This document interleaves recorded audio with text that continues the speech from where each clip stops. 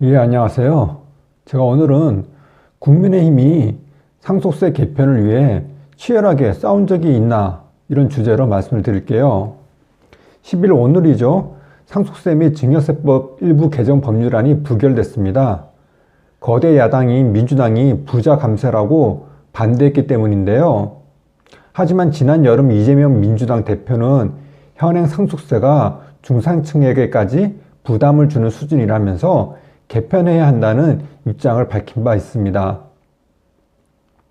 그럼에도 민주당이 이번에 반대한 것은 아무래도 현재 이재명 대표가 직면하고 있는 사법 리스크 등 정치적 상황과 관련해 소위 좌파 진영의 눈치를 살핀 것으로 풀이됩니다. 그런데 현행 상속세는 약 25년 전에 만들어진 것입니다. 그 당시에는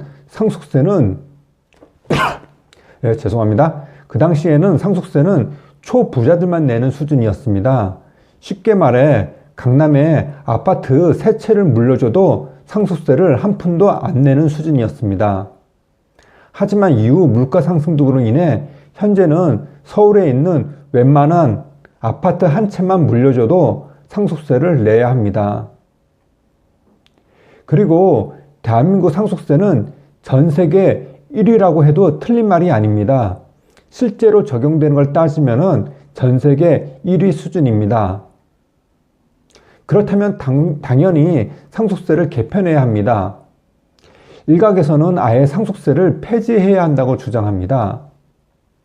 이런 상황에서 정부가 미세한 수준의 상속세 개편안을 내놨지만 이 또한 부자 감세라는 야당의 반발에 부딪혀 이날 국회에서 부결되고 말았습니다. 저는 이 대목에서 하나 짚고 싶은 게 있는데요.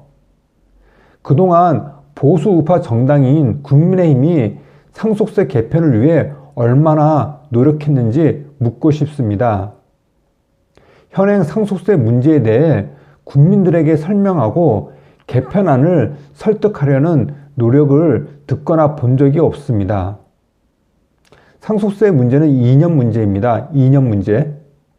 개인의 재산권과 관련된 것으로 보수 우파 정당이라면 가장 우선적으로 신경 써야 할 주제입니다. 공청회도 하고 필요하면 장애 집회도 해야 합니다. 하지만 국민의힘은 이런 문제는 별 관심이 없고 당원 게시판 문제 가지고 시간을 허송하거나 상대당과 정쟁만 했습니다. 일각에선 국민의힘이 상속세 개편에 대해 강한 드라이브를 걸면 정치적으로 불리할 것이라고 말합니다.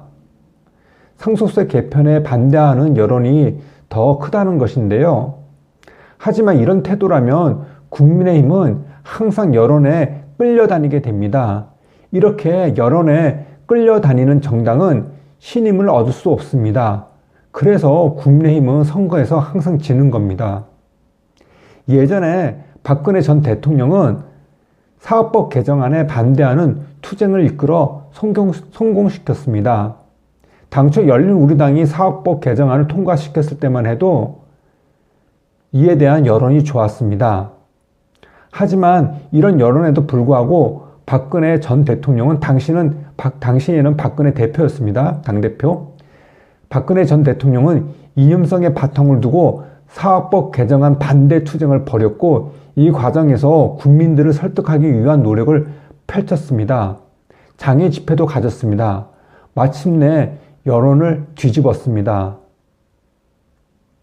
그렇게 사업법 재개정을 이끌어내었습니다. 정말 중요한 건 이후 치러진 선거에서 박근혜 전 대통령이 속한 한나라당이 연전연승을 거뒀다는 것입니다. 한번 이렇게 이념투쟁에서 확실히 승리한 것이 이후에도 승리하는 관성으로 작용했다는 것입니다. 지금 윤석열 대통령의 비상계엄 선포 후폭풍으로 정치권이 시끄럽습니다. 대통령 하야 또는 탄핵, 그리고 임기 단축 개헌 등 여러 가지 말들이 나오고 있습니다. 그렇지만 결국에는 어느 하나로 결론이 내려질 것입니다. 그리고 또 시간만 달랐지 선거를 다시 치르게 될 것입니다. 이런 상황에서 국민의힘이 상속세 개편 등 이념 정책 등과 관련해 확실한 모습을 보여주고 그것을 관철시키기 위해 노력하는 모습을 보여줬으면 좋겠습니다. 그러면 예전 사학법 투쟁 승리와 같은 좋은 결과를 얻을 것으로 봅니다. 예, 감사합니다.